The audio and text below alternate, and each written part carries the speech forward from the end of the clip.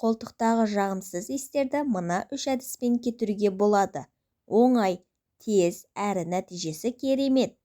Денеңізден шығатын жағымсыз иіс сізді жайсыз жағдайға қалдырады ма? Оны кетіруден алдын шығу себебін анықтап алыңыз.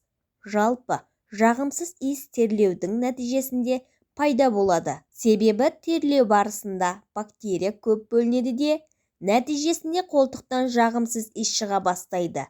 Оны кетіру үшін үй жағдайында мына әдістерді қолданып көріңіздер. Ең алдымен гигиенаны сақтаңыз. Қолтығыңыз терлеген кезде ылғалды сулықпен, артынан құрғақ сулықпен сүртіңіз. Күніне кем дегенде 1 рет душ қабылдағаныңыз дұрыс. 2-3 сағат сайын қолтығыңызды сабынды сумен жуып тұрыңыз. Екінші, бактериялармен күресе біліңіз. Бактерия ылғалды жерде қатты өршиді. Сондықтан терлеген кезде құрғақ сүлгімен сүртуді ұмытпаңыз.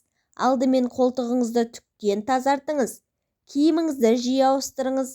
Мейлінше киіміңізді басқа киімдерге араластырмай, бөлек сабынмен жуғаныңыз абзал. Үшінші, жаман әдеттерден арылыңыз. Темекінің иісі жағымсыз екенін білесіз. Сол секілді спиртті ішімдіктен де жұпар иіс шықпайды. Сондықтан да жаман иісті денеңізге сіңдіріп алмау үшін барынша сақтаныңыз. Темекі шегуді, арақ ішуді доғарғаныңыз жөн. Төртінші, су режимін сақтаңыз. Су өмір. Сіз 1 тәулік түгілі 1 сағат сусыз жүре алмайсыз. Сондықтан күніне кем дегенде 6 стакан су ішуге әдеттеніңіз. Бұл қолтықтан шығатын жағымсыз иісті жоятын қасиетке ие. Себебі су ағзадағы улы токсин мен шлактарды сыртқа шығарып, бактерияның пайда болуына жол бермейді. Дұрыс тамақтана біліңіз. Қолтықтағы жағымсыз иіске тамақтану мәзіріңізде себепші болуы ғажап емес. Мүмкіндігінше құрамы пробиотикке бай тағамды тұтыныңыз. Күніне 1 рет табиғи йогурт ішіп тұрғаныңыз дұрыс. Оған қоса жасыл түсті көкөністерді көбірек жеңіз. Ал майлы қуырылған тағамдарды, кофені шектегеніңіз жөн. Сіздерге қарапайым халық әдісі жайлы қолтықтағы жағымсыз иістерді қалай кетіру керек екенін айта кетейін. Алма сірке суы.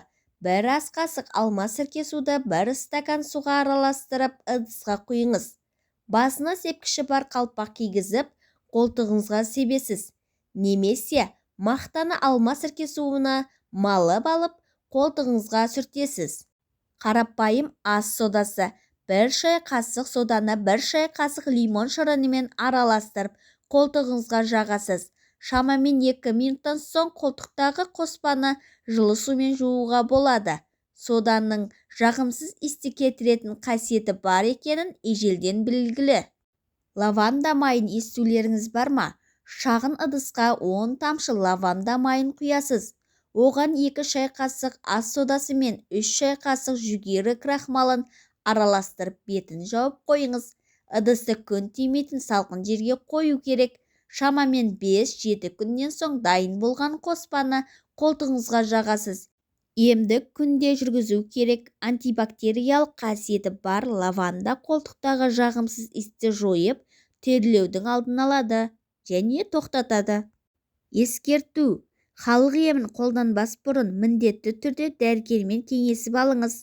Достар, менің пайдалы кеңестерім сіздерге ұнаған болса, менің арнама жазылып, өз ойларыңызды айта кетіңіздер. Сіздермен бірге болған пайдалы кеңестер бір арнасы.